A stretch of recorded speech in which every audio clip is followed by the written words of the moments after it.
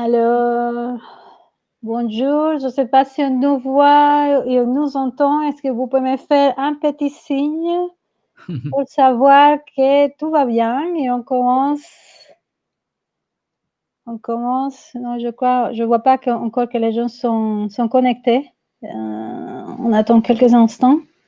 Ah oui, voilà, ils sont connectés.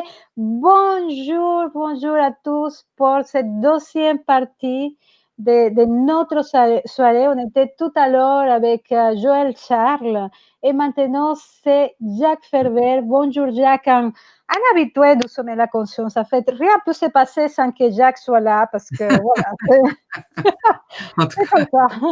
Bonjour Anna, bonjour à tous. En tout cas, moi, ça me fait super plaisir d'être là. C'est vraiment du bonheur d'être avec le sommet de la conscience et de transmettre voilà, tout ce qui va faire encore des pépites qui vont nous faire augmenter dans notre qualité de conscience et d'amour. Ouais. Alors, Jacques Ferber, il est auteur, conférencier, animateur de stage tantra, je dirais aussi amant tantrique. Et voilà, Jacques, c'est un grand expert de la sexualité sacrée. Et c'est justement le sujet qu'on va traiter aujourd'hui avec lui, sexualité ordinaire, sexualité sacrée, sexualité divine. Oui, c'est ce dont on va parler. Voilà. Alors, Jacques, je vous invite à vraiment à prendre de quoi noter parce que je suis sûre qu'il y a plein de pépites que vous allez recevoir ce soir. Alors, Jacques, la première chose que j'ai envie la première question, c'est la même pour tout le monde. Qu'est-ce qui t'a mené à t'intéresser au tantra? Qu'est-ce qui t'a mené à tout simplement changer ton type de sexualité? Quelle est l'histoire croustillante derrière? Alors, il y a un aspect pas croustillant du tout et un aspect très croustillant. Mais l'aspect pas croustillant, c'est que je crois que j'ai rencontré le tantra alors que j'avais 10 ans. Il y avait Arnaud Desjardins qui faisait à la télévision française, comme je suis un peu âgé, c'est même la télévision en noir et blanc, et il faisait des émissions sur le bouddhisme, et entre autres sur le tantra, sur le tantrisme. Et donc c'est un mot qui est resté. Et ensuite, il y a eu ma mère qui était prof de yoga vers la cinquantaine, quand elle avait 50 ans. Nous, on a pas mal d'écart chez nous. Et moi, j'avais 15-16 ans. Et elle était prof de yoga et elle a rencontré et elle a eu des cours d'un grand tantrika qui est mort, qui est décédé, qui s'appelle André Van Lisbeth. Et André Van Lisbeth, d'ailleurs, a écrit un livre qui s'appelle Tantra, le culte de la féminité. D'ailleurs, j'encourage tout le monde à le lire, ce livre, parce qu'il est vraiment absolument magnifique. Donc j'avais une sorte de quelque chose, il y a quelque chose là. Et puis il y a de l'autre côté mon parcours personnel dans la sexualité, dans la spiritualité. Et à l'époque, dans les années 70, 80, 70, parce que moi, mon adolescence, c'est dans les années 70, et bien dans les années 70, eh bien, la sexualité et la spiritualité, mais c'était deux choses qui n'avaient strictement rien à voir. On était dans deux mondes. Il y avait d'un côté la spiritualité qui était en fait la religion, et c'était plein d'interdits partout. Il y avait des tas de choses qu'il fallait pas faire, et moi j'avais envie de faire tout ce qui était interdit. Voilà, c'était ça. J'étais intéressé partout. Et de l'autre côté, eh bien, il y avait donc cette sexualité et la spiritualité qui m'attirait. Et comment faire l'ensemble des deux? Et c'est le tantra qui m'a dit, pouf, tu sais, comme si il y avait deux parties de moi qui étaient écartelées et qui donnaient un coup pouf ensemble.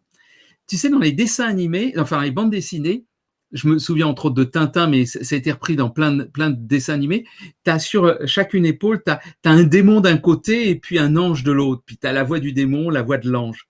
Et en fait, dans mon imaginaire de l'époque et l'imaginaire culturel de l'époque, eh bien, le démon, c'était la sexualité et l'ange, c'était la spiritualité. Ils se causent pas, ils sont en conflit tous les deux. Et là, avec le tantra, c'est comme s'ils disent « je t'aime ». J'aime bien cette image. Alors, c'est quoi l'aspect croustillant? Parce que... je dirais l'aspect croustillant, c'est, je ne sais pas si c'est croustillant vraiment, mais c'est la découverte, avant que j'ai une sexualité véritablement, c'est la découverte d'une relation, alors que j'avais 13 ans, avec une jeune fille, on était tous les deux le même âge, 13 ans, on allait ensemble, on s'embrassait un peu, on se caressait beaucoup plus sur les vêtements qu'à l'intérieur, on se touchait surtout pas le sexe, il n'en était pas question, on n'était pas là-dedans, mais dans ce toucher et ce jeu comme des chats, parce qu'on se battait un peu, on essayait de faire croire qu'on se battait alors qu'en fait on se caressait, tu vois, on jouait, et dans ce jeu-là, c'est quelque chose que j'ai retrouvé, mais alors vraiment des années après, dans justement ce dont on va parler par la suite, c'est-à-dire une manière de, comme des chats qui vont faire l'amour. Alors les chats, quand ils font l'amour, c'est pas toujours très très beau, mais comme des chatons qui jouent ensemble et qui en même temps font l'amour.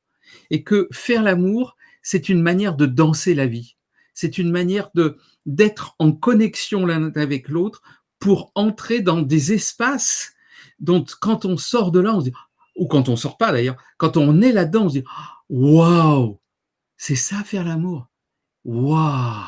Et en fait, c'est juste très simple. Et c'est ça qu'on va essayer de voir, c'est que tout ça, toute cette sexualité sacrée et divine, bizarrement, elle n'est pas compliquée. Elle va dans la simplicité. Et c'est tout le chemin vers la simplicité qui est justement difficile. Voilà. Ouais, on va parler tout à l'heure, c'est même le minimalisme. Voilà, c'est le minimalisme. Ouais. Alors, mais et le tantra, comment il est arrivé à ta vie? Oh, bah, écoute, en fait, ce qui se passe, c'est que moi, en 2001, je vais dans le mont Sinaï avec quelqu'un d'assez extraordinaire qui s'appelle Pierre Trigano et son épouse Agnès Vincent. C'est un kabbaliste et sont des psychologues jungiens. Et j'ai fait 3 ans d'études avec eux. Mais au tout début, avant de faire ces 3 ans, on a fait un truc dans le Sinaï. Dans le Sinaï, je suis monté complètement athée. J'adorais la théologie, j'adorais le divin, mais à l'intérieur, je sentais rien. Je n'avais pas d'expérience du divin à l'intérieur de moi. Je suis monté, j'ai eu une révélation, ça a parlé à l'intérieur de moi, une grosse révélation, et je suis redescendu un peu illuminé, comme ça. Et donc, là, c'est la connexion profonde à la spiritualité. Et il s'avère que quand j'ai commencé ce travail avec Pierre Trigano, eh bien, juste à côté, il y avait Jacques Lucas et Marisa qui étaient là et qui animaient des stages de tantra. On les a rencontrés. Moi, je connaissais un peu le tantra, j'en avais entendu parler, j'avais envie de connaître.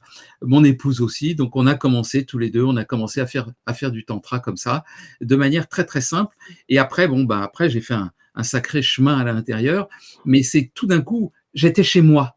Tu vois, le tantra, pour moi, j'étais chez moi. Enfin, je me posais, j'avais plus de questions à me poser, c'était simple, c'était naturel. Voilà, c'était quelque chose de naturel. Comme une évidence? Une évidence, comme une évidence, exactement. Ok.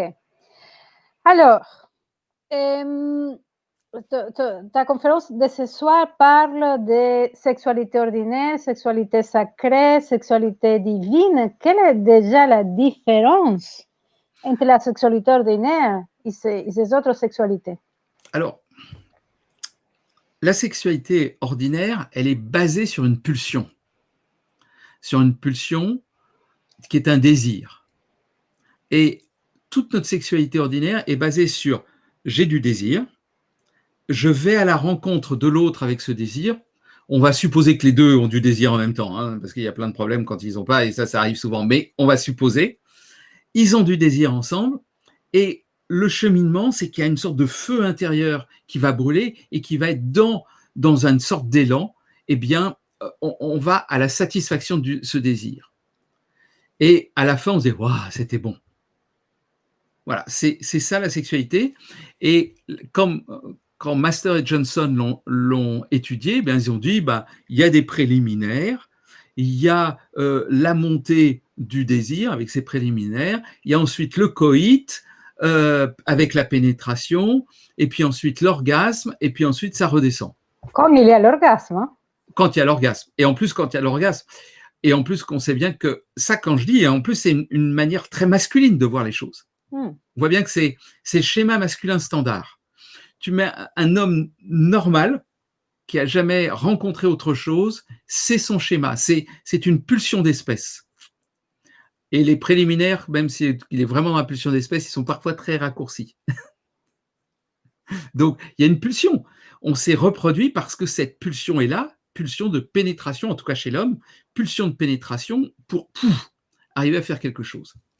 Et là, ça a permis la reproduction. Sauf que le plaisir n'est pas là, le vrai plaisir n'est pas là.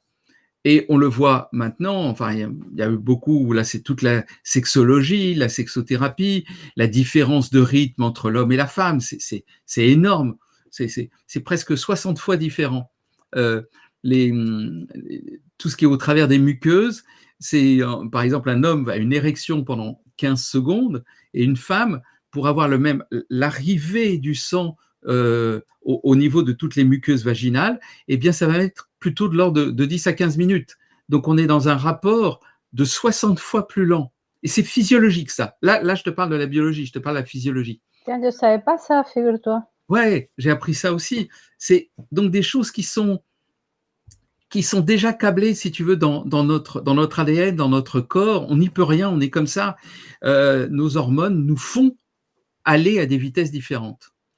Et ce qui est fou, parce que ça, c'est le côté inverse. On dit, bah, tiens, l'homme est rapide, la femme est lente. Mais quand ça se passe bien, et ça c'est très important quand ça se passe bien, les femmes sont capables d'avoir des orgasmes plus intenses que l'orgasme naturel de l'homme. Moi, j'ai toujours tendance à dire qu'un homme, il est très sexuel parce qu'il veut satisfaire son désir. Mais en fait, derrière, son orgasme n'est pas à la hauteur, la plupart du temps, de son désir. Le désir, c'est oh, c'est énorme. Et en fait, quand il y a un orgasme, c'est juste ça, plop. Tu vois, y a pas, ça dure pas longtemps. Sauf si lui-même a été lentement, s'il a eu le temps d'aller dans ce rythme féminin, car ce que je te dis en différence masculin, homme-femme, c'est en fait la différence masculin-féminin, yang-yin. Il y a une énorme différence yang-yin, c'est-à-dire que tout ce qu'on dit de l'homme, c'est le yang, et tout ce qu'on dit de la femme, c'est plutôt le yin, le féminin. Et il y a du yin à l'intérieur de l'homme, et il y a du yang dans la femme.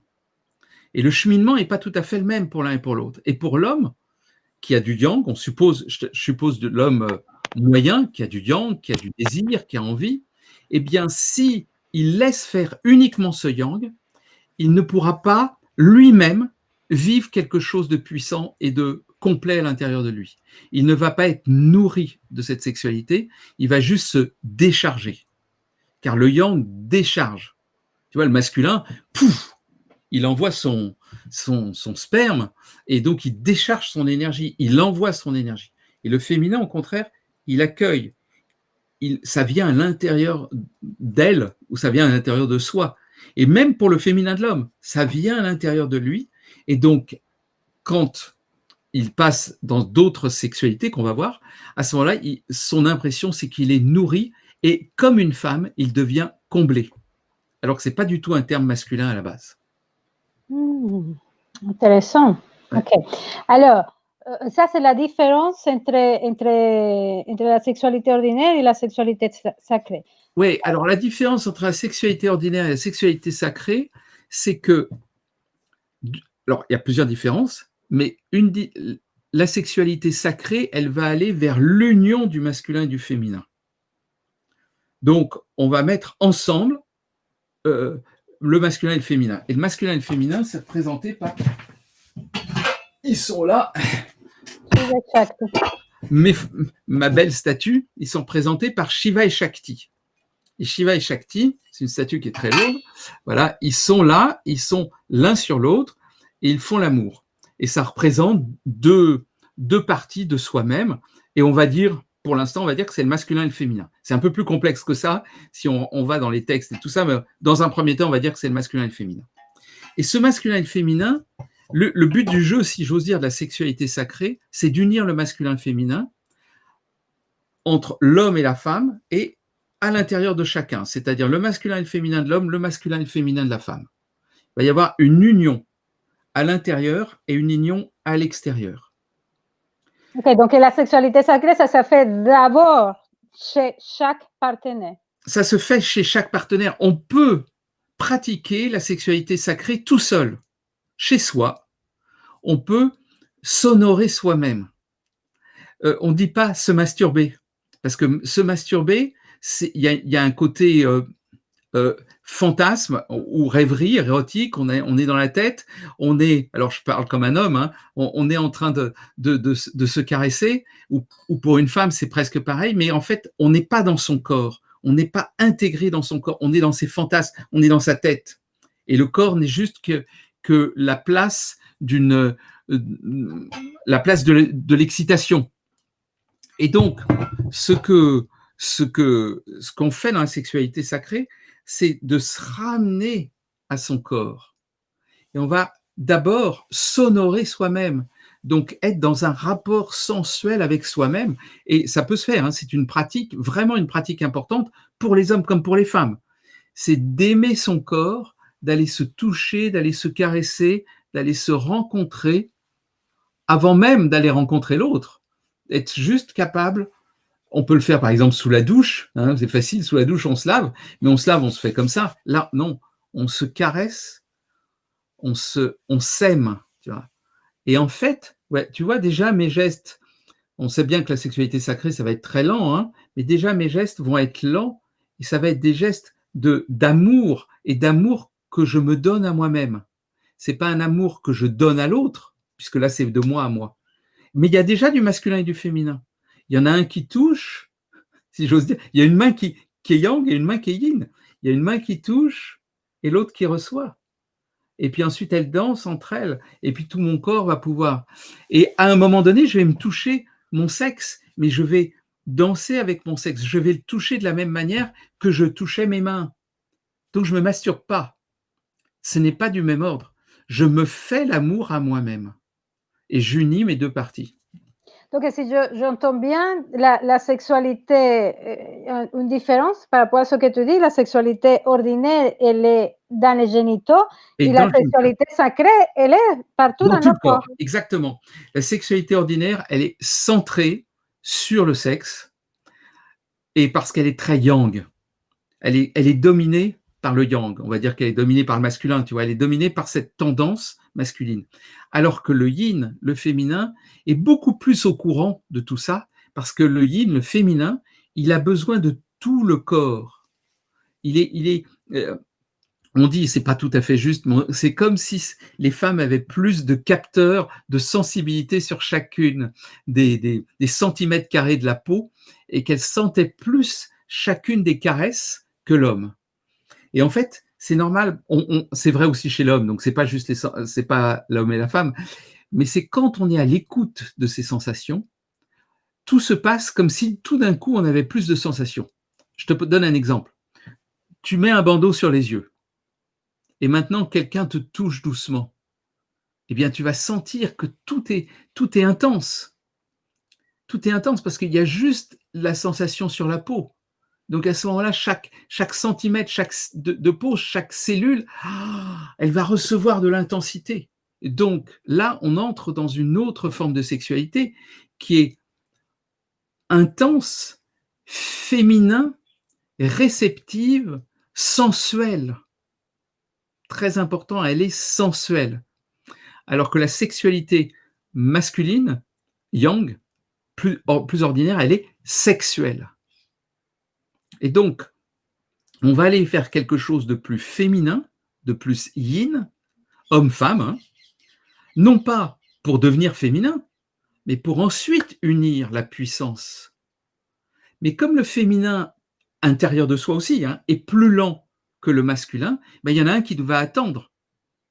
Donc, il va s'agir que l'énergie yang, elle reste dans son énergie, mais elle soit contenue. C'est vraiment une énergie importante, c'est-à-dire que le yang va garder son énergie, va garder sa puissance. Tu vois, on voit la puissance. Il y a ça. Et je ne sais pas si tu as vu les gens dans le flamenco, quand ils dansent le flamenco, ils dansent comme ça. Il y a une puissance incroyable et elle est contenue à l'intérieur. Elle est encore là. Et tu vois, je monte là, il y a une énergie à ce moment-là de puissance. Et cette puissance-là, elle dit, je suis là, j'ai envie de toi. Alors là, je prends homme-femme, j'ai envie de toi. Et en même temps, je t'accueille complètement tel que tu es. Je t'accueille dans ton yin, je t'accueille dans ton féminin, je t'accueille dans ton merveilleux. Je t'honore comme une déesse. Là, l'homme et la femme, je t'honore, je t'honore, je t'honore. Et là, on passe au sacré. Là, on passe au sacré. C'est une relation spirituelle à l'autre. Et la femme, ou l'homme, hein, dans chaque côté, je ne vais pas aller homme-femme, c'est plus simple comme ça, mais en tout cas, le partenaire devient le point d'entrée de l'accès au divin. Je vois, j'honore, tu es une déesse, je vois ta beauté, je te ressens.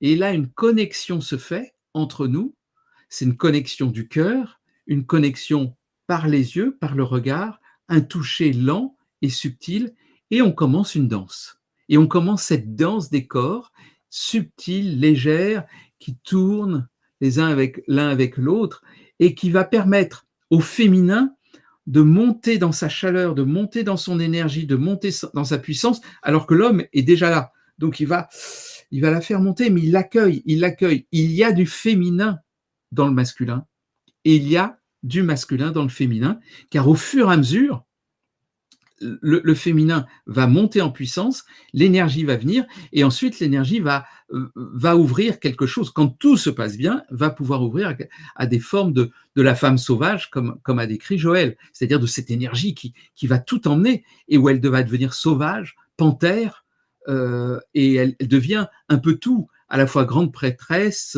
panthère, amazone, et l'homme passe aussi par tous les aspects. Il est homme fougueux, héros, taureau, mais il est aussi complètement réceptif, et il reçoit aussi parce qu'il y a du féminin dans l'homme. Tu vois, on rentre dans une danse du féminin et du masculin qui nous ouvre à une dimension sacrée. En fait, c'est comment quand on sort de l'obsession de la génitalité, on va par le toucher activer comme des circuits, d'autres circuits, Exactement. des circuits énergétiques dans le corps. Et là, on accède à un autre niveau. C'est ça que tu es en train de dire. Et là, ce que je disais, c'était que j'étais encore dans la sensualité, dans la rencontre et tout, mais au fur et à mesure puisqu'on ouvre cette partie féminine, c'est l'énergie qui va monter, c'est ce que racontait Joël avec la Kundalini, c'est-à-dire que va y avoir des sensations énergétiques à l'intérieur du corps, car cette énergie, elle ne vient que dans le féminin, elle ne peut pas venir dans le masculin. Et ça, c'est un truc qui est important. L'extase n'est possible que dans le féminin. Elle n'est pas possible dans le masculin. Le masculin, il peut mettre le soutien qui va permettre, qui va créer les conditions pour que quelque chose arrive, mais il y a toujours une ouverture. Tu sais, les mystiques, qu'est-ce qu'ils font? Ils sont, waouh, mon Dieu, ils s'ouvrent. Ils sont ils sont le féminin du divin qui descend en eux. C'est la réception qui crée l'extase. La coupe, tu vois, c'est la coupe qui reçoit le divin. Donc, nécessairement, il y a un aspect féminin qui va s'ouvrir, mais qui va s'ouvrir d'autant plus qu'il y a aussi cette énergie masculine qui va booster à la base les possibilités de cette ouverture, de cette énergie, cette quantité d'énergie. Ok. Et en même temps, Jacques, il y a peut-être à rappeler qu'on a besoin de désapprendre la façon comme on fait l'amour, parce que on peut trouver ça ennuyeux au début de juste se toucher, tu vois.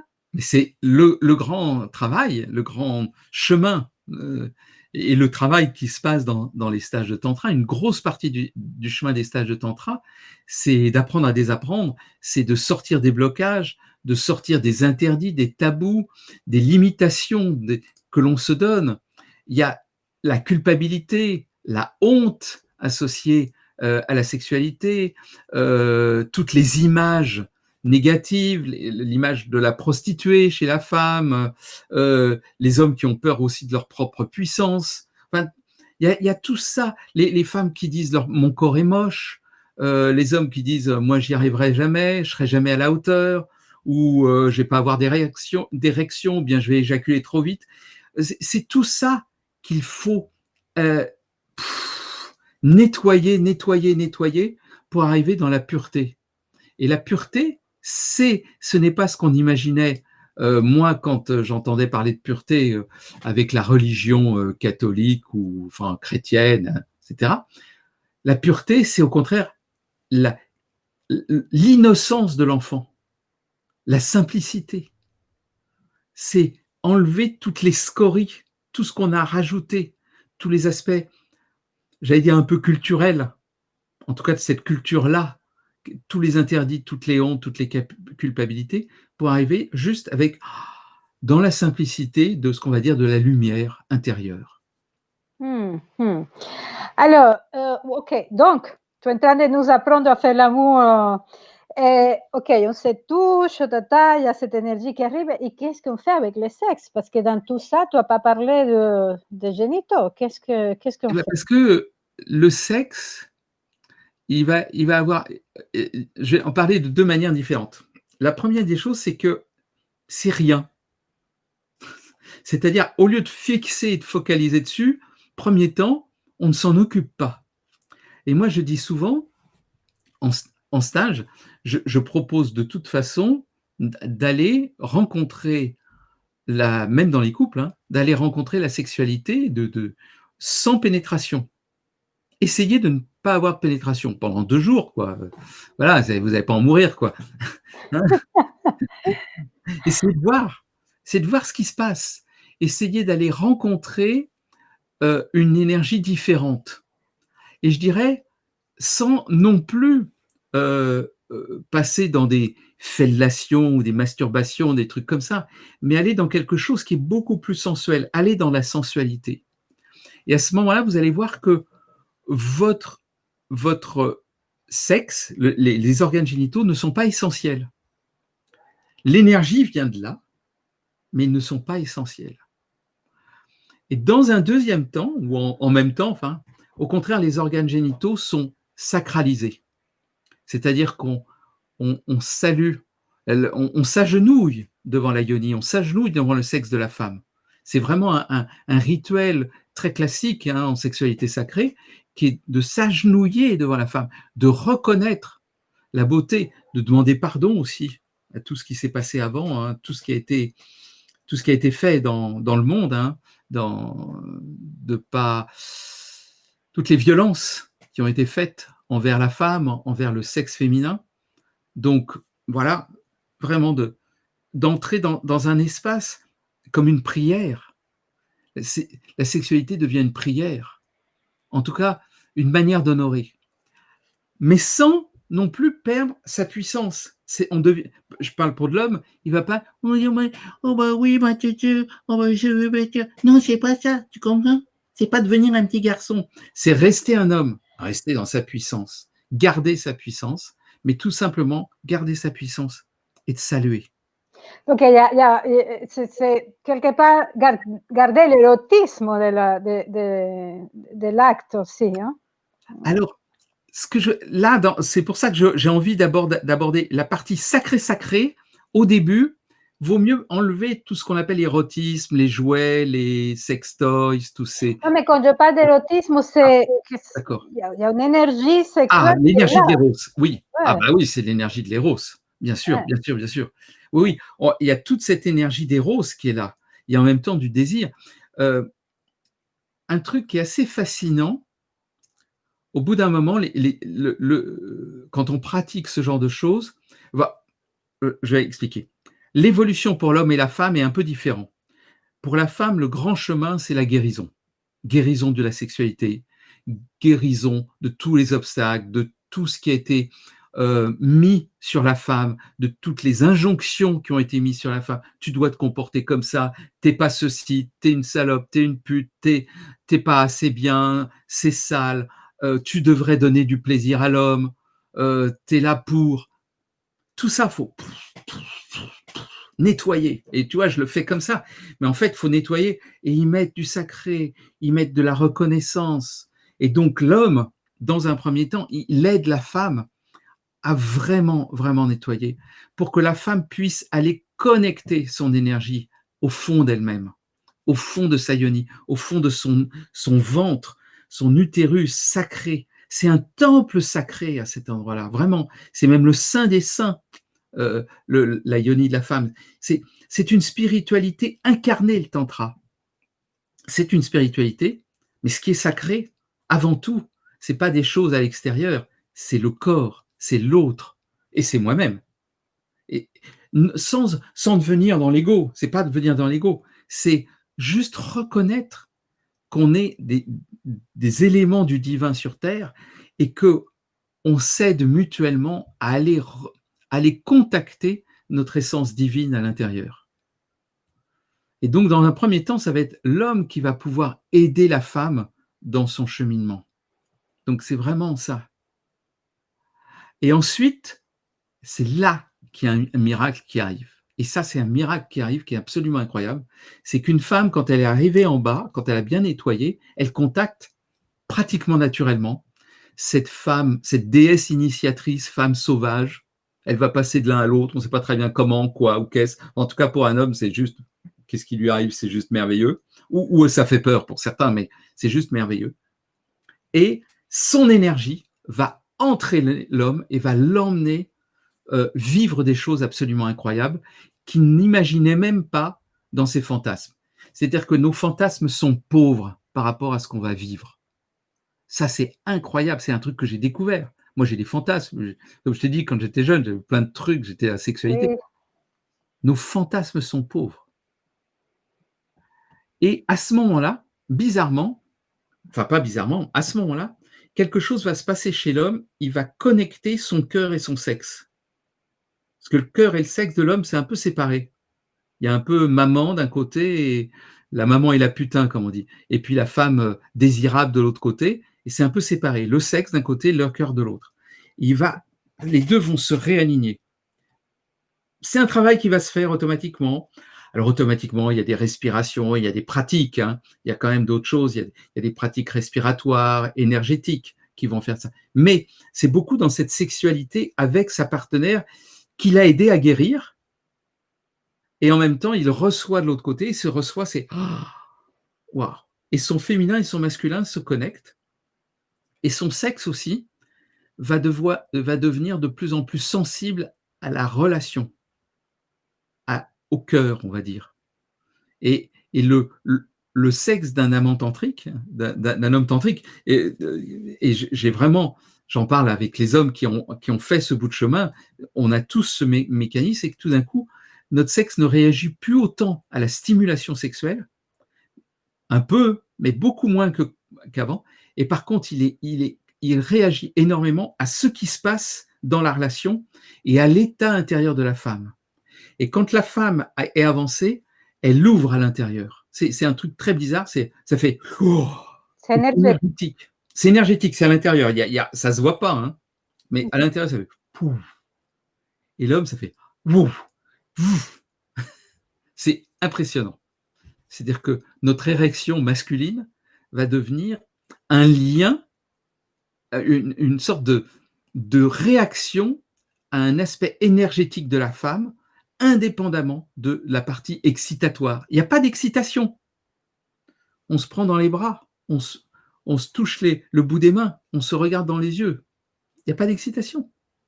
Mais se prendre, tu vois, quand on fait des hugs, quoi, tu vois, les câlins gratuits, les hugs, free hugs, tu fais ça, mais entre deux tantrikas, eh ben, parfois, pas toujours, il va y avoir des choses qui se passent. Et quand une femme a avancé en elle et qu'elle a guéri tout un ensemble de choses, automatiquement, il y a ça qui se passe.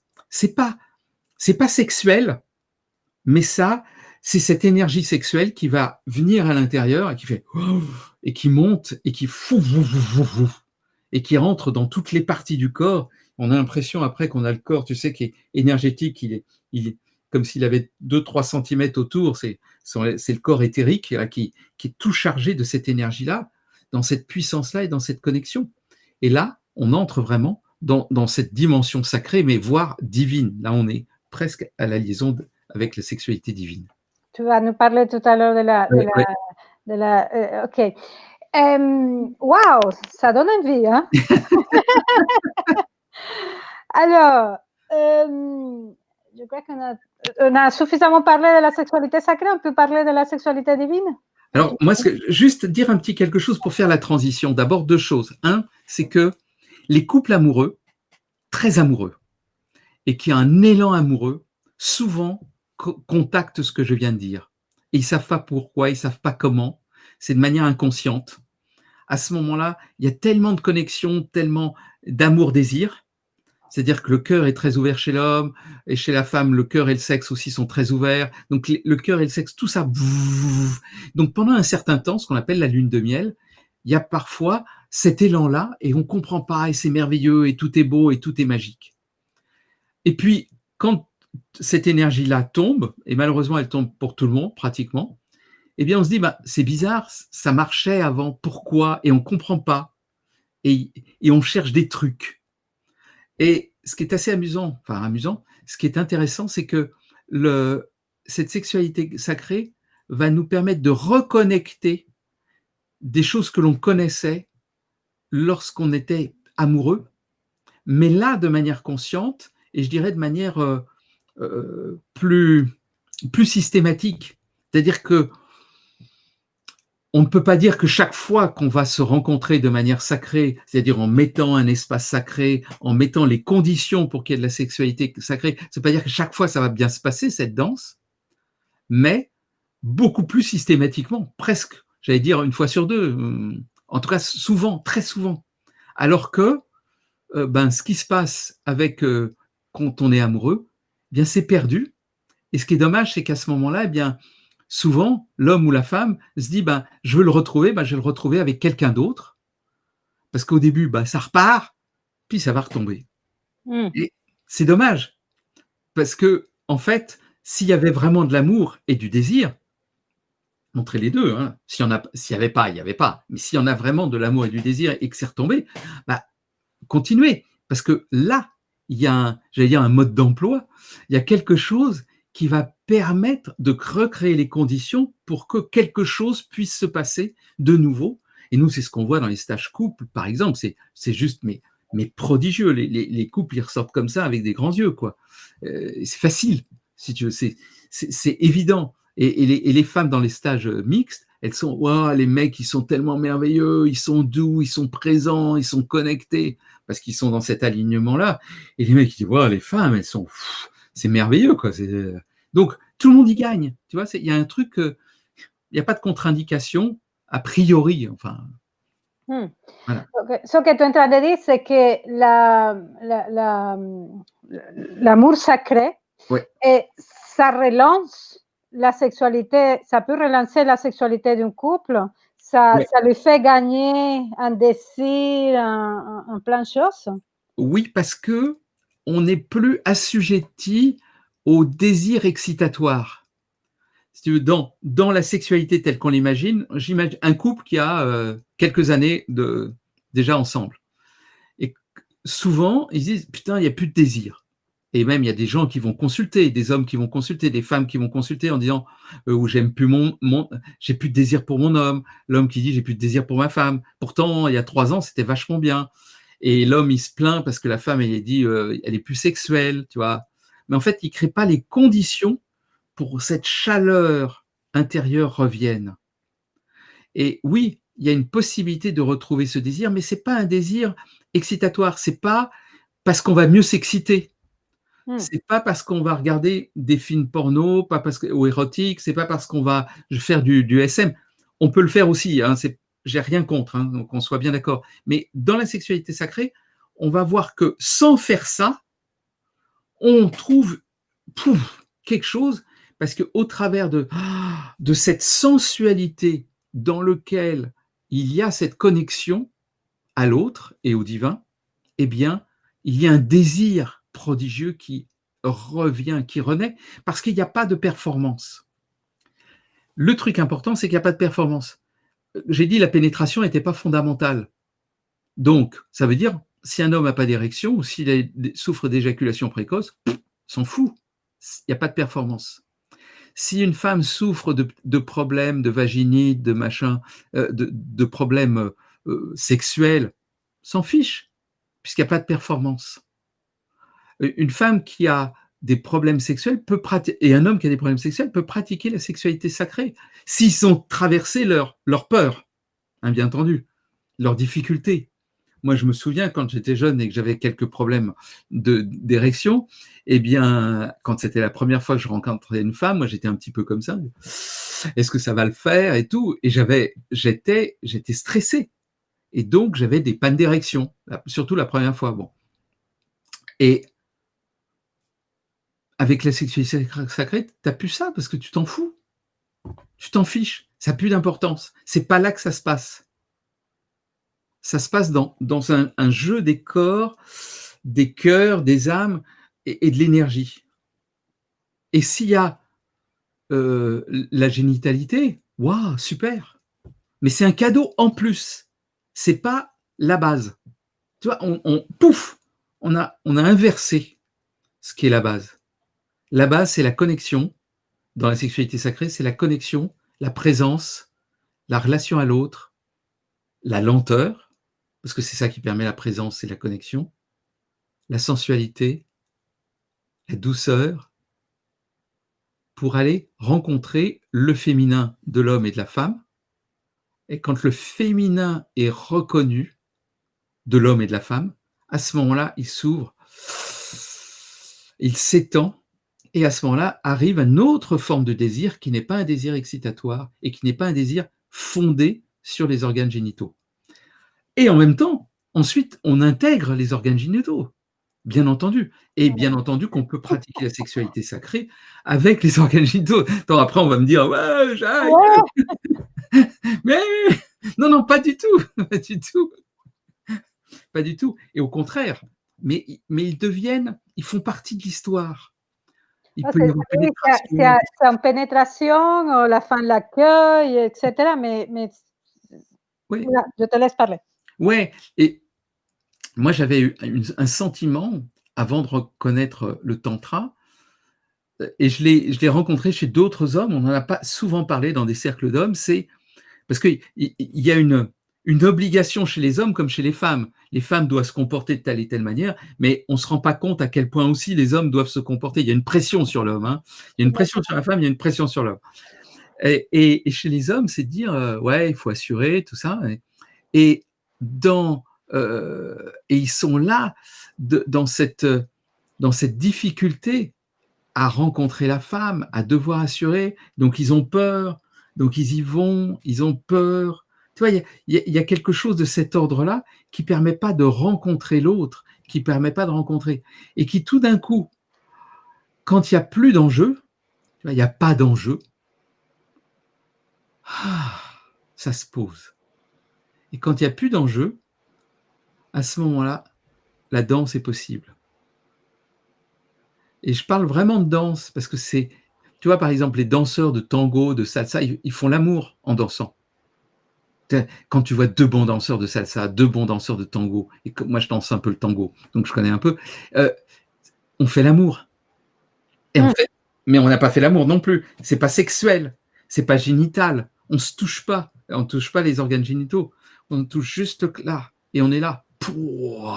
Et quand ça se passe bien, ça fait il y a une énergie qui circule entre les deux, tu vois. Et à la fin, chacun dit oh, merci. J'ai presque envie, à chaque fois, quand ça se passe bien comme ça, j'ai envie de saluer Namasté. Ça se fait pas au tango, mais c'est vraiment le salut du Namasté, le salut du remerciement sacré, parce qu'on vient de vivre, c'est une connexion divine. Voilà. Tu allais nous parler de sexe, mais tu as changé pour... Oui, excuse-moi, c'est dire que, oui, que pour... attends, je ne sais plus ce que je disais. Tu allais parler de qu'est-ce qui se passe avec les génitaux. Oui, c'est-à-dire que les organes génitaux, quand il n'y a plus d'obligation, ni d'un côté ni de l'autre, peuvent faire partie d'un jeu de la danse, et qui est différent pour l'homme et pour la femme. Je donne un exemple qui est très simple, très très simple. La femme elle préfère être touchée dans tout le corps en premier et vers la fin, le sexe. Et le sexe, c'est tout en dernier. On dit que la femme, le contact de la femme, ça va de la périphérie vers le centre. Le centre étant le sexe. On va de la périphérie vers le centre. Il y a des descriptions dans 50 nuances de Grey, puisque 50 nuances de Grey a été écrit par une femme, où elle écrit comment l'homme, il monte le long de ses jambes pour l'exciter, et puis presque il va toucher le sexe, mais il ne le touche pas encore. Il redescend, il contourne, il va encore plus loin. Et la femme monte. Ça, c'est très féminin. Et chez l'homme, il y a plus une reconnaissance de son sexe. Donc on va au contraire peut-être toucher le sexe, mais pas le masturber, toucher le sexe plus tôt. Et donc, un couple d'amants tantriques, on va dire, et bien très souvent, la femme va toucher le sexe de l'homme assez rapidement, sans le caresser particulièrement, juste le toucher, le tenir. Il peut être en érection, il peut être pas en érection, juste le toucher comme ça, pof. Je vois que tu es un homme. Oui, là c'est un homme, c'est la femme qui et puis elle. Non, mais c'est comme dire à l'homme, je vois que tu es un homme. Je reconnais ta masculinité. Exactement. Je reconnais ton masculin, je reconnais ta masculinité. Je fais rien de spécial avec, mais juste je te touche. Et pour l'homme, ça fait pfff, ça le connecte à son corps. Et au contraire, pour l'homme, c'est vers la fin, c'est au fur et à mesure qu'il va prendre tout le corps et qui va au fur et à mesure commencer à toucher le sexe, mais surtout pas au début, plutôt j'allais dire vers la fin, en tout cas dans une progression, quand la yoni appelle, quand au fur et à mesure qu'elle appelle, et encore même quand elle appelle, pas encore, on vient, on joue, on repart, et surtout pas pour les mecs, là, les quelques-uns qui m'écoutent, surtout pas, pouf, le truc comme ça, mais surtout pas. Je sais que justement, je vais te raconter un petit truc sympa. Lors d'une stage de tantra de couple, voilà, les animateurs ont dit ça, et on dit, bon, c'était ça, qu'on se retourne, vous touchez le sexe de la femme, mais un dernier, tout ce que tu es en train de dire. Ouais. On se retournait, mais c'était plus fort qu'eux, tout de suite, sur le sexe, tu vois, tous. Oui, et le truc qui est intéressant, c'est que l'homme et la femme, là, ils sont différents, vraiment très différents. Et il ne s'agit pas de faire ce qui est bon pour soi-même à l'autre. Tu vois, j'ai envie de dire, ils sont gentils, les hommes, ils font à l'autre ce qui serait bon pour eux. Il faut savoir que les gays, dans les couples homosexuels, c'est deux hommes, et ce genre de choses peut se passer beaucoup plus rapidement, parce que c'est deux hommes, ce sont des hommes. Tu vois, l'orientation sexuelle n'enlève rien au fait que ce sont des hommes, et ils ont une énergie d'homme, donc ils se touchent rapidement le sexe, et ça ne pose pas de problème entre hommes, si j'ose dire, entre hommes qui se désirent. Alors que pour la femme, c'est pas pareil. Donc, elle a besoin, au contraire, que ça descend. Et dans les couples homosexuels, eh bien, aussi pareil, chez les femmes, chez les couples lesbiens, le toucher de la yoni, du sexe féminin, se fait pas tout de suite. Il y a d'abord vraiment le toucher du reste du corps. Donc, il s'agit de faire non pas ce qui est bon pour soi à l'autre, mais ce qui est bon pour l'autre, en accueillant l'autre. Et donc, c'est ça qui est important aussi pour l'homme, c'est qu'il doit accueillir le féminin. S'il doit accueillir que quand il met sa main, même s'il y a une pulsion, je veux dire, chez un homme normalement constitué, les mains, c'est poum. Il y a une pulsion, il y a une attirance, mais c'est énorme chez un homme. On ne s'en rend pas compte. Une femme ne peut pas s'en rendre compte parce qu'elle n'a pas ça. Il n'y a pas cette attirance, comme ça, de mettre les mains. Et moi, aux hommes, je leur dis, ouais, c'est OK que vous mettiez vos mains dans le sens où c'est OK que vous ayez cette envie, l'envie, le désir de poser vos mains, l'envie de poser, de plotter. OK, vous êtes des hommes, c'est normal. Mais restez avec votre désir, ne le faites pas. Restez avec votre désir et au contraire, accueillez. Ça veut dire accueillir d'abord votre féminin pour accueillir le féminin de la femme. Et vous allez voir qu'à ce moment-là, c'est la femme qui va venir à vous. Au lieu que vous fassiez ça, c'est elle qui vient. C'est elle qui va chercher la main. Tu vois, c'est le truc, parce que c'est ce qu'explique souvent ma compagne dans les stages couples. Elle explique ça, c'est l'homme vient juste poser sa main, à peine, et à ce moment-là, on va dire que c'est le féminin, là, et c'est le féminin qui va venir se caresser. C'est pas l'homme qui caresse le féminin, c'est le féminin qui vient se caresser. Et ça change tout. Ça change toute la relation. Toute la relation. Et donc, il s'agit pour l'homme d'être là, de tenir, il est droit, tu vois, parce qu'il et d'être dans son désir, il ne faut pas qu'il soit... En présence, il est en présence. Il est en présence, dans sa puissance, il est comme Shiva. Et Shiva, regarde Shiva, il est quand même impressionnant. Là, regarde, il est pas beau le Shiva là? Il a les mains en bas. Il a même l'érection. Il a l'érection, mais regarde, il est juste dans sa puissance. Il cherche rien. Il a aucune main sur Shakti. Il a aucune main sur la femme. Il cherche pas du tout à la prendre. Il est là, tranquille, mais il est dans sa puissance. Alors, ça ne veut pas dire qu'il faut être en érection pour un homme, mais ça veut dire simplement qu'il est dans sa puissance. Il est complètement dans sa puissance. En fait, l'homme est en érection dans lui, dans sa colonne vertébrale, dans son corps. Il est erectus. Voilà, il est erectus à l'intérieur. Et c'est pour ça qu'on peut être erectus à 70 ans, même si on n'a plus d'érection. On est erectus, on est dans la puissance, juste dans l'accueil. Voilà le. Et Shakti, elle va danser sur Shiva. Donc on inverse, tu vois. C'est presque Shiva qui commence à devenir active. C'est plus c'est Shakti, qui devient active. C'est la femme qui devient active presque plus que l'homme. C'est très étonnant. On inverse. Il y a une sorte d'inversion au niveau subtil. Il y a une inversion des polarités. C'est la femme qui devient presque plus active parce qu'elle danse, elle laisse son corps danser et l'homme tient. Il peut l'accompagner aussi, bien entendu. Il va l'accompagner dans la danse, dans ce qui se passe. Parce que lui aussi, il y a une part de Shakti, il y a une part de féminin en lui. Mais sa partie masculine, elle tient, elle est là. Elle est les mains ouvertes, elle ne prend pas. Il n'y a pas besoin. Là, c'est vraiment un jeu fort entre Shiva et Shakti. Wow, magnifique. Alors, on a parlé de la sexualité sacrée, et là, on commence à arriver au divin. Divin. Parce qu'en fait, c'est juste, pour moi, c'est l'intention initiale qui va faire la différence.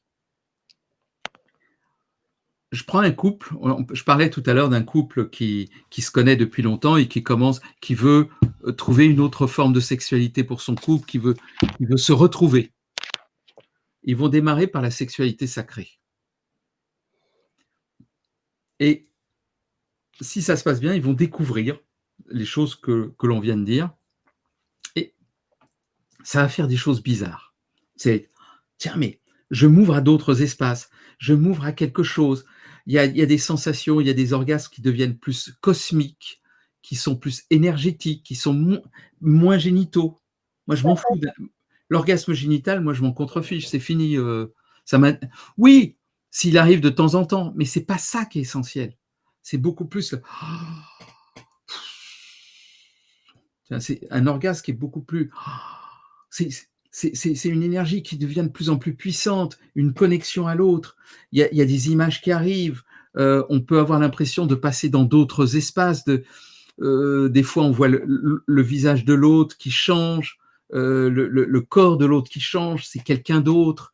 Est-ce que c'est peut-être une figure mythique? Tu vois, ça peut être, voilà, je ne sais pas. C'est peut être Marie-Madeleine, tu vois, qui commence à arriver dans la femme et l'homme, et la femme, elle va voir quelqu'un d'autre qui est un Dieu vivant. Et à ce moment-là, une conscience modifiée, c'est ça que tu dis. C'est un état de conscience modifié. C'est un état modifié de conscience, et dans cet état de modifié de conscience, eh bien, il y a de la spiritualité. Et de la spiritualité et de la connexion au divin, de l'union au divin. Et la sexualité divine, c'est une sexualité qui est tournée vers la spiritualité. C'est-à-dire, je m'unis à toi, non pas que pour avoir du plaisir, mais je m'unis à toi comme une méditation et comme un acte religieux presque. Moi, je dis même religieux, pour spirituel et religieux. Ce que nous allons faire, c'est du yoga. C'est un yoga spirituel. Quand je parle du yoga, pas le hatha yoga, mais le yoga le plus spirituel, une voie spirituelle d'accès au divin. Et le tantra propose pas mal de techniques d'accès au divin, puisqu'il y a plein de voies, mais dedans, il y a la sexualité, et la sexualité devient un moyen d'accéder au divin et non pas une manière d'améliorer la sexualité du couple. Donc la sexualité sacrée, c'est plutôt la manière d'améliorer la sexualité du couple. Alors la sexualité divine, c'est utiliser la sexualité pour accéder au divin. Pour s'élever.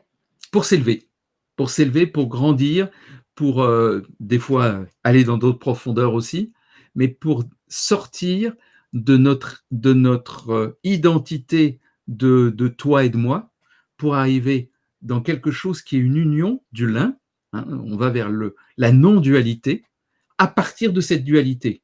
C'est-à-dire que tu es une femme, je suis un homme, et dans cette union, nous allons contacter le un, l'unité fondamentale, au-delà de l'être. Et moi, j'ai souvent cette impression parfois d'être avec une des faces de la pièce de monnaie, comme s'il y avait une sorte d'unité. Et tu sais, une pièce de monnaie, elle a deux faces. Et moi, je suis une face et ma partenaire, c'est l'autre face. Mais en fait, on ne fait qu'un. C'est comme si on avait été construit, comme disait Platon, comme si on avait été construit dans une unité, puis qu'on nous avait séparés, et maintenant, pouf, on nous rejoint. Tu sais, c'est les sœurs jumelles, etc. Mais là, c'est les flammes jumelles. Mais là, ce que je dis simplement, c'est que tout simplement, on en fait l'expérience qu'on est juste un aspect du divin, et que l'autre, un aspect de l'incarnation, et que l'autre est l'autre aspect de l'incarnation. Et qu'en fait, ça nous dépasse, et on est conscient de ça. Et on est conscient de cette connexion au cosmos, au tout, etc. Et là, c'est vraiment la sexualité qui devient une méditation presque. C'est une manière d'accéder. Donc, après, les pratiques, quelles qu'elles soient, on s'en fiche parce que l'objectif n'est plus du tout le même. L'intention, plus exactement, n'est plus le même. C'est un acte spirituel profond. Ok. Donc, c'est-à-dire, mais dans tous les cas, ça a besoin de passer d'abord par la sexualité sacrée. Absolument. C'est une progression. Et la sexualité divine, c'est comme, si je veux dire, un effet secondaire de la sexualité sacrée. Ça arrive au bout d'un certain moment. C'est ça. La sexualité divine, elle ne peut être pratiquée que par des personnes qui sont déjà passées par la sexualité sacrée, qui ont déjà fait tout le nettoyage de guérison, etc., de sortie des blocages, de sortie des images négatives. Le sexe est devenu pur, innocent, comme je l'avais dit tout à l'heure, c'est-à-dire qu'il n'a plus du tout de connotation. Vraiment, on a nettoyé les blessures et tout ça. On a nettoyé le désir. Dans le tantra ancien, on disait qu'il n'y avait une relation entre un homme et une femme de manière tantrique que quand il n'y avait plus de désir. Ça, c'était une de mes questions que j'allais te poser tout à l'heure. Et est-ce que tu peux nous parler de ça? Parce que j'imagine que c'est très difficile pour un couple qui vient de se retrouver, qui a envie de rentrer là-dedans, en fait. Non, bien sûr. Si le couple a cet élan, alors en fait, quand ils disent qu'il n'y avait pas de désir, c'est pas tout à fait juste, ça veut dire qu'il n'y a pas d'avidité. Il n'y a pas maintenant je vais l'employer avec mes mots, d'objectisation de l'autre. Quand un couple se retrouve et qu'ils sont dans le désir de l'un et l'autre, ils sont de toute façon, il y a une sorte de, s'ils sont un tout petit peu ouverts au sacré, ils vont se rendre compte que inconsciemment, ils reconnaissent le merveilleux de ce qui est en train de se passer, que cette femme est magnifique, que cet homme est merveilleux, il y a un désir, on veut être qu'un. Et la sexualité, quand elle est faite dans l'amour et dans le cœur, et dans cet élan du cœur, de toute façon, elle est sacrée. Elle est déjà dedans. Donc surtout, ne pas s'empêcher ce genre de choses, mais ne pas aller dans l'avidité. L'avidité, c'est aussi ne pas aller dans le chercher l'excitation pour l'excitation. Tu vois, j'ai comme ça, c'est ne pas aller dans toutes ces formes excitatoires qui, en fait, n'apportent rien ni à l'un ni à l'autre. Ne nourrissent pas l'un ou l'autre. Non, elles ne nous grandissent pas, elles ne nous nourrissent pas, c'est ça. Elles ne nous comblent pas. Et comme je le dis, c'est pas un jugement, c'est qu'énergétiquement, il se passe pas grand-chose avec ça et on va pas aller loin avec ça. Alors que si tout d'un coup, on se salue, si on a un peu, on se salue, on commence à se toucher légèrement les mains, puis ensuite les avant-bras, et hop, on va pouvoir entrer dans une danse, et cette danse, elle mène quelque part, même si on ne fait pas l'amour au sens classique du terme, s'il n'y a pas de pénétration, qu'il n'y a pas de coït, eh bien en fait, il y aura dans cette danse une connexion, et cette connexion, elle va aller dans la sensualité, peut-être dans la tendresse. On n'est pas obligé de faire l'amour au sens classique du terme, on n'est pas obligé qu'il y ait de pénétration, il peut y avoir juste une danse à deux, et dans cette danse à deux, à un moment donné, une envie juste de se poser l'un contre l'autre. Et pourquoi pas? Et à ce moment-là, en se blottissant l'un contre l'autre, les corps vont se connecter et ça va être bon et ça va être nourrissant. Il n'y a plus de jugement. Il n'y a pas ça c'est bien, ça c'est mal. Il y a juste énergétiquement des choses qui vont être bonnes pour chacun et pour le couple. Bah, et ça n'empêche pas que de temps en temps, on peut faire l'amour rapidement comme ça parce que. Ah Voilà. oui, bien sûr. Parce qu'une fois qu'on a connecté à la sexualité sacrée à deux, on va très rapidement se connecter et on va pouvoir jouer. On fait la cuisine, il y en a un, où il y en a un qui fait la cuisine, d'autres derrière il passe, il lui fait des petites caresses en même temps que l'autre fait la cuisine, et on fait l'amour. On fait la cuisine et on fait l'amour. Ça, c'est parce que en fait on se contacte, on est dans le toucher l'un avec l'autre. C'est une blague en général dans les stages de tantra. Il y a un certain stage où il faut faire la vaisselle parce que voilà, le lieu dit on nettoie un petit peu, chacun nettoie son assiette, et donc on enseigne la manière tantrique de faire la vaisselle. C'est très simple. Il y en a un qui fait la vaisselle et puis il y a l'autre qui le caresse en même temps. Et puis le lendemain, on change. Celui qui faisait la vaisselle, c'est celui qui caresse.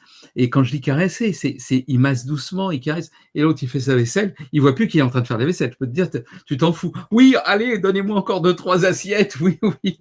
Il y a beaucoup de volontaires pour faire la vaisselle. D'un seul coup, tu vois. Ça devient du plaisir. Ça devient du plaisir. On transforme beaucoup, beaucoup de choses dans la vie quotidienne en plaisir. Beaucoup, beaucoup de choses deviennent du plaisir naturellement. Parce que il n'y a plus d'obligation, il n'y a plus de honte, il n'y a plus de saisie, de possession de l'autre, d'objectisation de l'autre. C'est ça. Donc c'est pour ça que c'est important d'entrer dans cet espace d'abord sacré pour nettoyer, nettoyer, nettoyer, nettoyer, pour ensuite pouvoir faire l'amour en permanence, ou faire, comme je dis souvent, faire l'amour à la vie. C'est-à-dire, voilà, être tout le temps dans cette sensualité de la vie. Voilà, tout le temps. Ok. Alors, io m'entends, Jack. J'avais une question. Oui. Tu n'as pas parlé de. Pour certains hommes, après ce que j'entends, c'est que c'est difficile parce qu'ils ont l'impression, comme je t'ai dit tout à l'heure, que rien ne se passe en fait. C'est ça. Il y a une déprogrammation à faire. Il faut déprogrammer. Déprogrammer un truc que moi j'ai pris conscience, qui était que et entrer dans ce que j'appelle la frustration divine. Frustration divine, qu'est-ce que c'est? C'est une technique très très ancienne qui est de faire monter le désir chez l'homme sans le satisfaire. Pendant ce temps-là, la femme trouve aussi les moyens d'avoir du temps pour être avec son homme. La frustration divine, c'est le fait que pour un homme, d'avoir du désir et de s'interdire, pour des tas de techniques, de s'interdire d'aller satisfaire immédiatement ce désir. Donc pour l'homme déprogrammé, parce que lui, il pense, putain, ça me frustre, merde, j'ai envie d'y aller, quoi. Tu fais chier, pourquoi t'es trop lent, et chaque fois que j'ai envie, tu veux pas, tu m'as excité, et maintenant c'est à toi de me satisfaire. Ça arrive partout, dans les couples. Ah, tu m'as touché le sexe, maintenant je suis là, faut que tu assumes maintenant. Comment est-ce qu'on peut dire ça? Mais comment est-ce qu'on peut dire ça? C'est juste, alors c'est au contraire, wow, t'es merveilleuse, t'es une déesse, c'est tout. Et moi j'ai du désir pour toi, wow, merveille, j'ai du désir. Donc ce désir, il est bon. Et évidemment, j'ai envie de toi.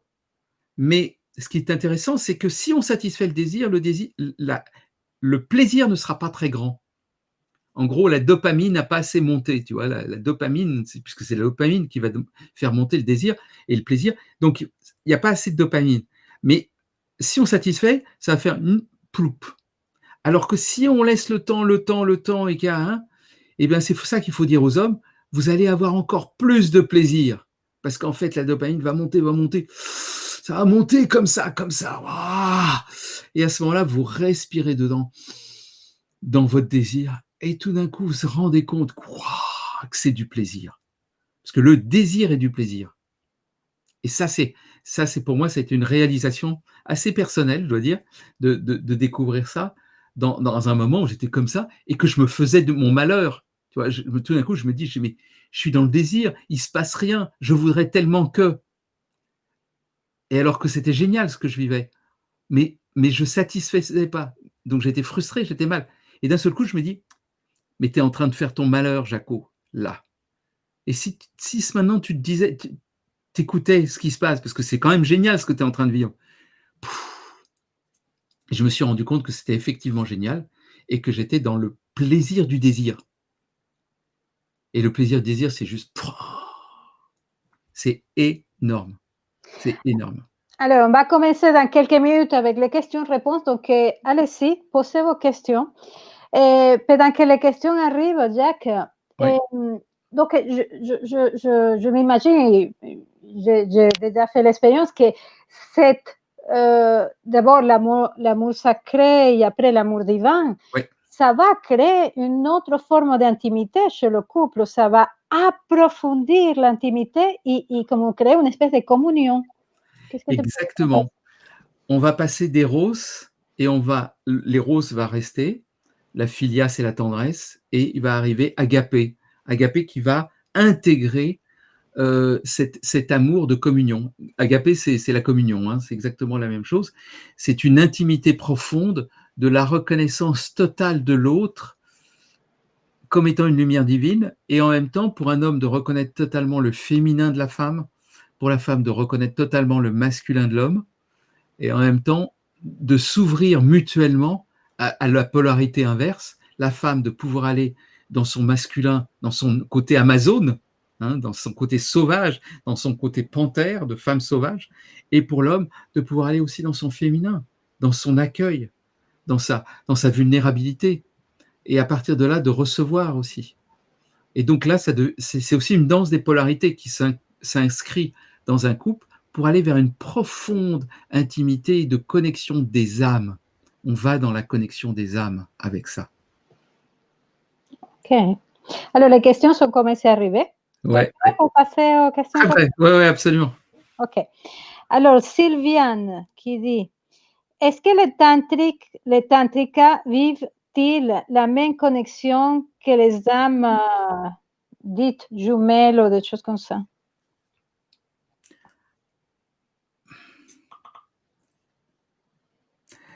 Alors, ce que je viens de raconter, évidemment, ce feu, cet embrasement, cette connexion, le fait, l'attirance, le machin, ne fonctionne pas avec tout le monde non plus.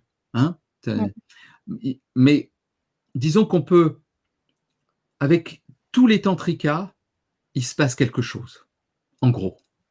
C'est pas nécessairement tout là-haut, mais il va se passer quelque chose. On est parfois très surpris d'une personne avec qui il n'y a pas d'attirance du tout. Vraiment, moi, cette femme, ouais. La femme, elle dit ce mec, ouais, rien du tout. Et comme il n'y a pas d'attente, comme il n'y a pas d'espoir qu'il se passe quelque chose, il se passe des trucs incroyables. Parce que c'est une connexion des âmes. Et quand il y a connexion des âmes, c'est très proche de ce qui se passe quand on parle des âmes sœurs ou des sœurs jumelles. Il y a vraiment une grande connexion. Elles se parlent, ce sont les âmes qui se parlent. Ça ne veut pas dire qu'elles sont âmes jumelles pour autant, hein, mais il y a quelque chose de cet ordre-là qui se fait. Donc je réponds oui à, à la personne qui pose les questions. Oui, absolument.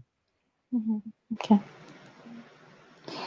Alors, est-ce qu'une fois qu'on a pu se connecter à la sexualité sacrée ou divine et que ça commence à être exploré, est-ce qu'on peut vivre chaque rencontre sexuelle de manière sacrée ou divine? On peut le vivre dans le quotidien? Oui. Dans un couple, par exemple, c'est vraiment typiquement ça. Dans un couple, quand ils se sont ouverts à la sexualité sacrée et divine, eh bien, ils vont pouvoir l'exprimer dans le couple. Alors, comment l'exprimer dans le couple? D'abord, ça va être d'avoir des séances, on va dire, de sexualité sacrée ou divine, de se donner un peu de temps. Voilà. On pousse un tout petit peu les enfants, si j'ose dire, on pousse un petit peu le boulot, les obligations, on se fait de l'espace et on se donne des rendez-vous. Et dans ces rendez-vous, eh bien, on va pouvoir commencer en se faisant un massage. Hein, c'est ce qu'expliquait Joël dans l'autre conférence, c'est qu'au travers du massage tantrique, eh bien, on va trouver cette connexion. Et ce qui est intéressant, c'est que quand on fait des massages, on fait un massage. Il n'y a pas d'autre attente que de se faire un massage. Et puis peut-être ça va déboucher sur autre chose. Et les tantrikas qui ont envie de se rencontrer, des couples tantriques, une des bonnes manières de commencer, ça peut être par le massage. Après, ça peut être d'autres formes, mais toujours quand on se donne d'abord un peu de temps. Et quand on a pris l'habitude de se donner un peu de temps, on va voir que, en fait, un peu partout dans l'espace-temps du couple, eh bien, le sacré va être présent, le divin va être présent, honorer l'autre, reconnaître l'autre, ne pas lui dire, t'as encore mis ça là? Ah bah dis donc, non. Tu vois, c'est quand on s'injurie, quand on jette l'autre, quand on voudrait que l'autre fasse exactement ce qu'on veut, non. Puisque l'autre, on le reconnaît dans sa divinité, dans sa lumière. Donc on accueille ce qui se passe. Et puis on commence tu sais, après la CNV, on va expliquer là où on se sent blessé. C'est pas pour ça que l'autre va devoir nous prendre en charge nos blessures, mais on va enlever nos blessures. Elles ne sont pas portées sur l'autre, mais on le voit d'autant plus qu'elles ne sont pas portées sur l'autre qu'on voit la lumière divine. Parce qu'il y a le moment où on se connecte dans notre divin. Et quand tu te connectes avec le divin de l'autre, tu nettoies complètement tous les petits trucs de l'ego, du machin, des petites blessures qui sont là. Et ça va encore aller plus loin le jour où il y a besoin de communiquer profondément, parce qu'il y a eu un gros clash. Eh bien, cette ressource d'énergie sacrée va être là présente et va aider à la communication. C'est justement la question de Marie. Elle dit, est-ce que la sexualité sacrée peut ressouder un couple qui a des problèmes? Eh bien, écoute, oui, ça c'est clairement ce qu'on voit systématiquement en stage et avec les couples et en stage de couple. Alors, il faut savoir, par exemple, que quand des gens des couples comme ça, ils ont des difficultés sexuelles, enfin, voilà, il y a un truc, il y a plein de choses qui se passent pas bien en communication et tout. La sexualité sacrée va permettre de rebooster. Mais s'il y a des problèmes très profonds, et qui sont bien à notre ordre, c'est-à-dire qu'en gros, si on n'a plus vraiment envie, il y en a un des deux vraiment qui n'a plus du tout envie de continuer le chemin avec l'autre, ça va se voir très vite dans un stage pour couple ou un stage mixte avec des couples, ça va se voir très vite parce que ça a pété. Et ça arrive de temps en temps, hein. On a des couples qui pètent.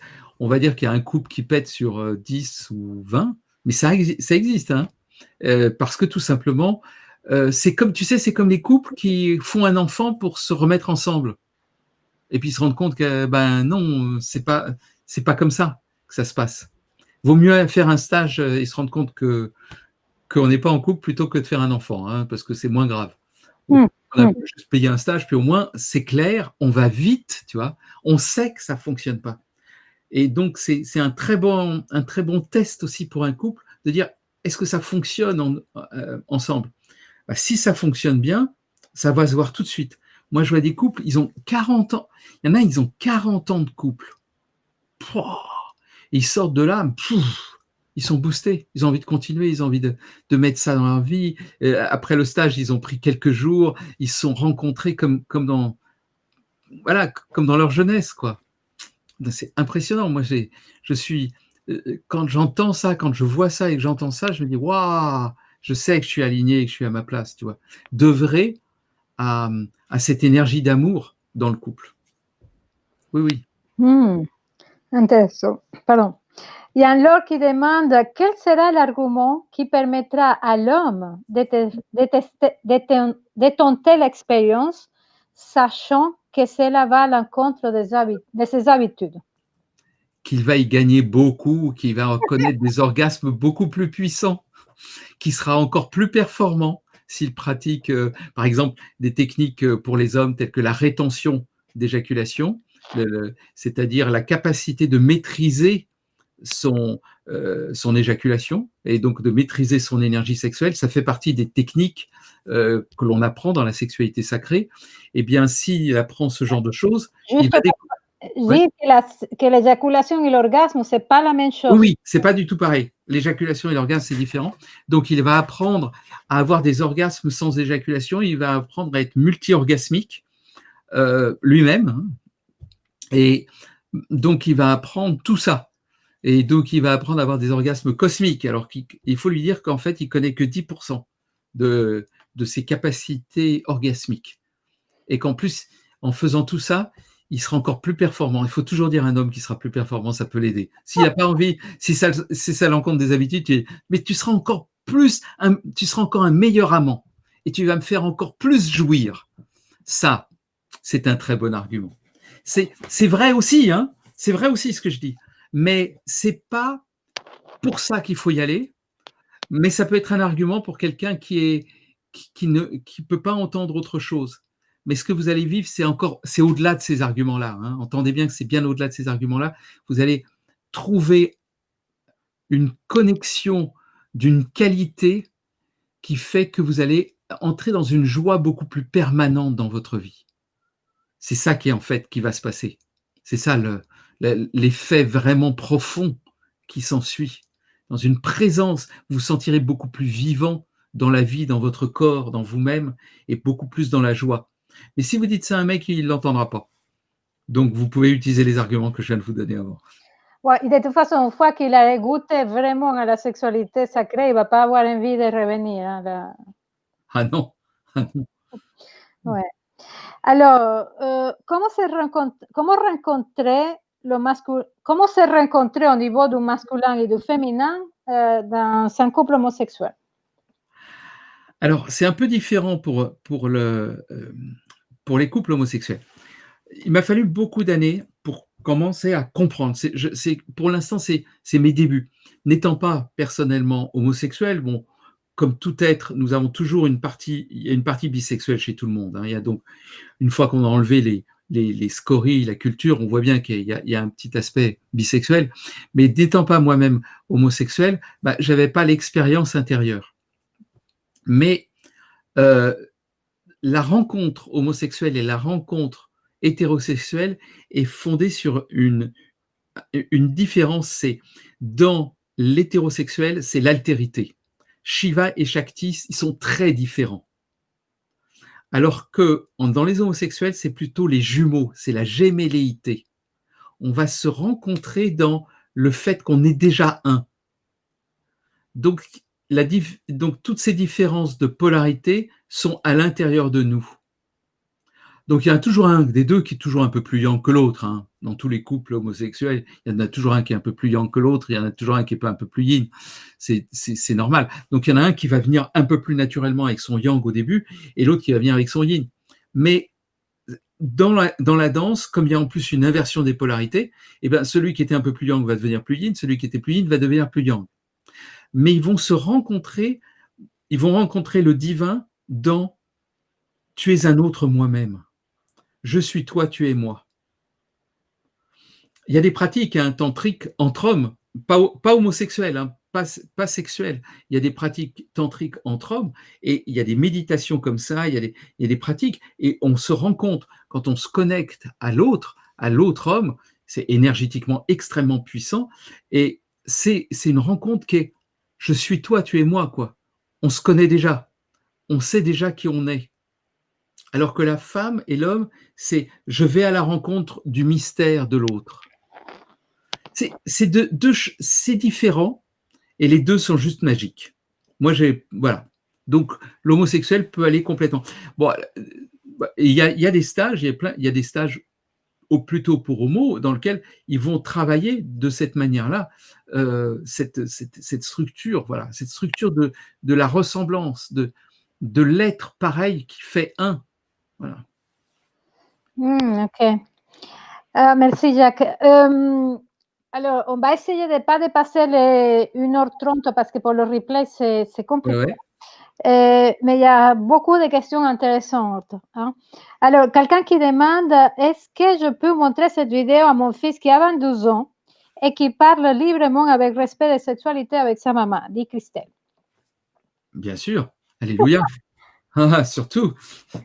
On devrait même présenter des vidéos comme ça ou d'autres, enfin, d'autres présentateurs, d'autres animateurs de tantra. En gros, on dit à peu près tous des choses voisines. En tout cas, on va vers le même endroit. Il faudrait présenter ça à tous les jeunes, hein, c'est bien entendu, parce qu'il y a un manque d'éducation sexuelle à l'heure actuelle, de vraie éducation sexuelle, et il y a une concurrence évidemment très forte avec le porno, qui est une sorte de mauvaise éducation sexuelle. Et je ne le rejette pas non plus dans sa totalité, parce qu'il y a des tas de choses qui existent. Je ne rejette pas non plus, mais simplement ça prend trop de place. J'ai eu la chance, moi, d'avoir un tout petit peu de porno dans ma jeunesse, et certains qui peut-être qui sont déjà un peu âgés se souviennent de Canal+, où il y avait le film porno crypté en plus. Il y a une période où il était crypté, on arrivait à peu près à voir, et on regardait, et c'était vraiment un jeu d'ombres chinoises. Et voilà, donc c'était ça le porno, on n'y avait pas accès beaucoup, donc il y en avait un peu, et comme il n'y en avait qu'un peu, ça prenait pas toute la place. Maintenant, ça prend trop de place. Donc, c'est important, au contraire, de contrebalancer cette éducation qui ne va pas vers le sacré de l'être humain, hein, et d'amener justement le sacré de l'être humain dans une éducation sexuelle qui prend en compte la lumière divine, le sacré de l'autre. Oui, en tout cas, parler aux enfants pour lui dire que ça existe. Il y a eux d'explorer après, bien sûr. Bien sûr, bien sûr, bien sûr. Ça existe. C'est tout à fait ça, ça existe. Ok, il y a autre chose qui existe. Ouais, il y a autre chose, il y a une dimension. Mais tu sais, et ils l'ont beaucoup plus qu'on imagine. Hein. Les jeunes ont souvent il y a un petit truc tantrique naturel chez les jeunes. Moi, je l'étais à 15-16 ans. Hein. Je voulais des choses de cet ordre-là. Puis après, l'histoire a fait que j'ai cru qu'il fallait que je sois autrement. C'est-à-dire que ma culture m'avait dit tu dois être un mec comme ci, comme ça, performance, machin. Donc j'ai été là-dedans. J'étais là-dedans parce que je croyais que c'était ce que demandait la femme. Bah ouais, c'est ce que je croyais. Et que beaucoup d'hommes sont ignorants, ils savent pas. Parce qu'il y a beaucoup d'hommes, beaucoup d'hommes qui n'ont qu'une envie, c'est de donner du plaisir à la femme. Beaucoup. Ça c'est vrai. Ouais. Et ça les rend joyeux. Ouais. Et donc donner du plaisir, mais ils savent pas comment ça fonctionne une femme. Donc ils pensent, et donc qu'est-ce qu'ils font? Ils vont regarder le porno, et les femmes, elles sont déjà chaudes à toute vitesse, et elles n'ont qu'une envie, c'est sauter sur la bite du mec. Alors évidemment, ils sont surpris parce que les femmes qu'ils rencontrent, elles sont pas comme ça. Mais oui, parce que ce qu'on voit là, c'est du fantasme masculin. En tout cas, ça démarre pas comme ça. Il y a peut-être un moment, et c'est ça toute la particularité, c'est que quand dans un couple, quand ils sont amoureux, hein, que ça marche, etc., que ça fonctionne, il y a peut-être un moment où la femme, mais elle devient une sauvage. Elle est assoiffée de sexe. Et celle qui était peut-être, je sais pas quoi, un peu de temps avant, elle était toute, oh bah non, quand même, oui, non. Et tout d'un coup, Tigresse. complètement. Et ça, c'est fou. Et pour un homme, c'est incompréhensible. Sauf que cet état-là, c'est ce qu'on met dans les films porno, ne reflète que cet état-là.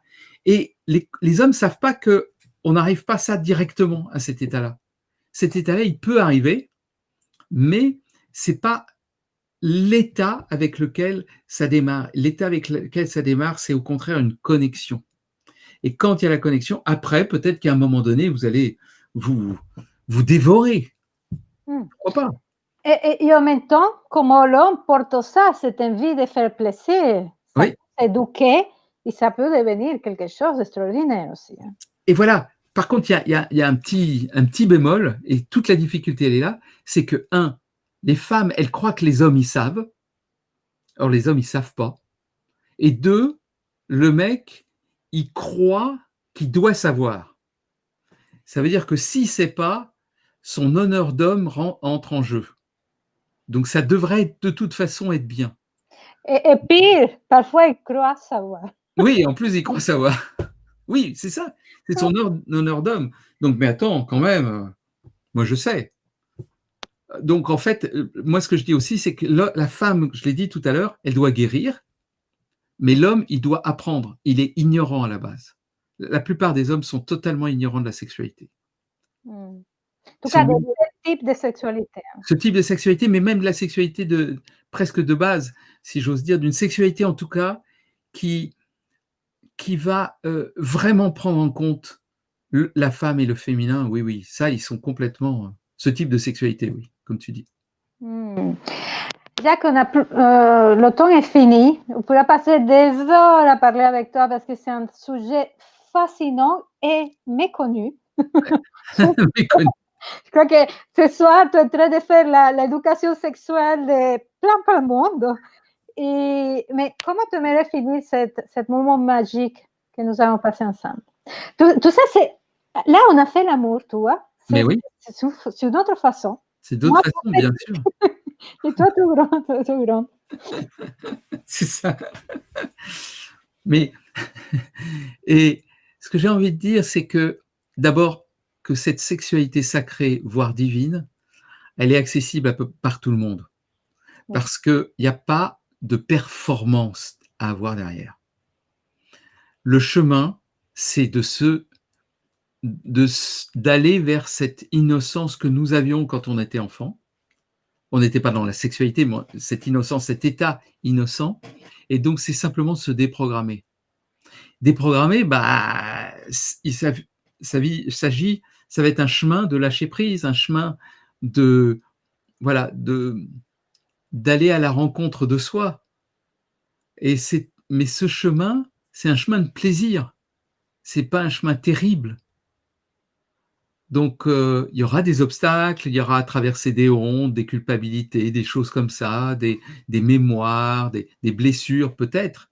Mais en lui-même, tout ce qui est proposé, le chemin ne va être que du bon. On n'apporte rien de mauvais. C'est que du bon. Que des bonnes choses qui sont là pour nourrir notre être, nourrir notre essence, nourrir notre lumière, et à partir de là, nourrir nos proches et nourrir la planète, impacter la planète.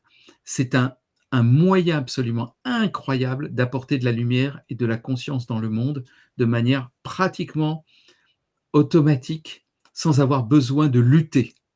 Vous faites votre transformation, vous faites votre chemin à vous-même et vous verrez autour de vous, les gens se transforment et changent parce qu'ils vont voir votre lumière, ils vont voir votre rayonnement et ils vont vouloir eux aussi changer.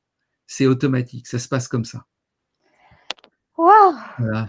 Alors, je vous invite, si vous êtes attiré par ce sujet et que vous aimeriez aller plus loin, Jacques a préparé un atelier magnifique dans le programme Amour Conscient, un rituel attitudes, gestes et pratiques d'une approche sacrée de la sexualité dans le couple. Ça dure plus d'une heure et 10 minutes.